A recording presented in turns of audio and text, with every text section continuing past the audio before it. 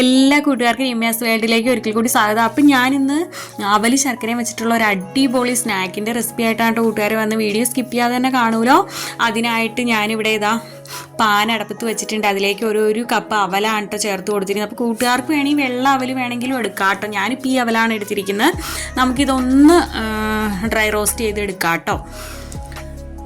അപ്പോൾ ഇതൊരുവിധം ഡ്രൈ ആയി വരുന്നുണ്ട്. ഈ സമയത്ത് നമുക്ക് ഇതിലേക്ക് ഒരു 1/2 കപ്പ് തേങ്ങ ചിരുവിയത് കൂടെ ചേർത്ത് കൊടുക്കാം.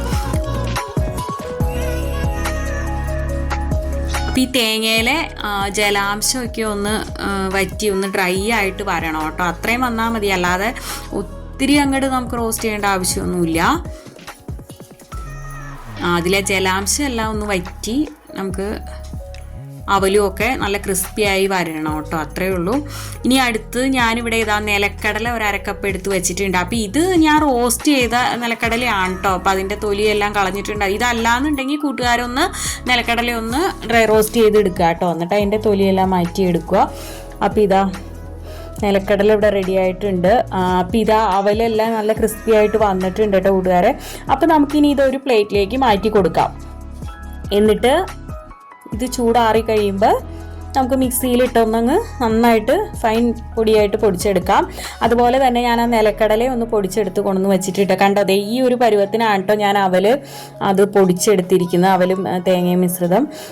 അടുത്തത് ഞാനിവിടെ ഒരു കപ്പ് ശർക്കരപ്പൊടിയാണ് കേട്ടോ ഞാൻ ചേർത്ത് കൊടുത്ത്. അപ്പോൾ അത് സ്വല്പം വെള്ളവും കൂടെ ചേർത്തിട്ട് നമ്മളത് ഉരുക്കിയെടുക്കുന്നുണ്ട്.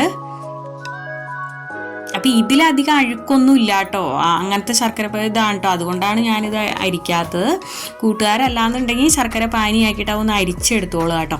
അപ്പോൾ ഇത് നമ്മുടെ പാനി നന്നായിട്ട് തിളച്ച്, ഇതങ്ങനെ ഒത്തിരി കുറുകിയൊന്നും വരേണ്ട ആവശ്യമില്ല കേട്ടോ. അല്ലാതെ തന്നെ തിളച്ച് വരുമ്പോൾ നമുക്ക് അവലും തേങ്ങയും പൊടിച്ച് വെച്ചതുണ്ടല്ലോ അത് ഇതിലേക്ക് ചേർത്ത് കൊടുക്കാം.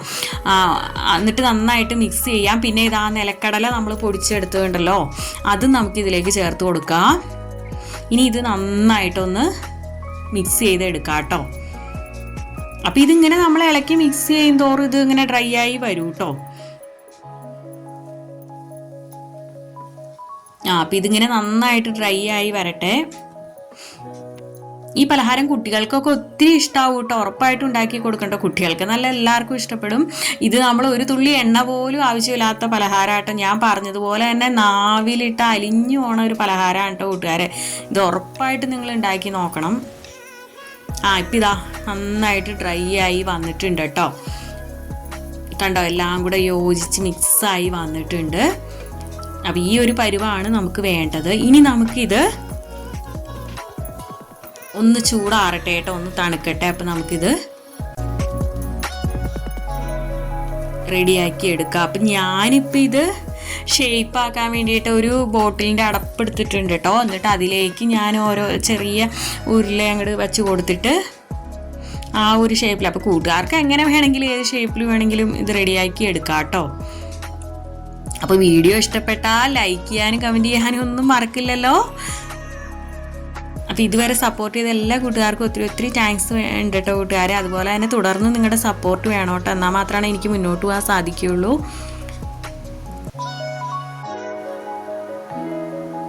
അപ്പോൾ ഇനി മറ്റൊരു വീഡിയോ ആയിട്ട് വരുന്നത് വരെ okay, Tata, bye bye, thanks for watching.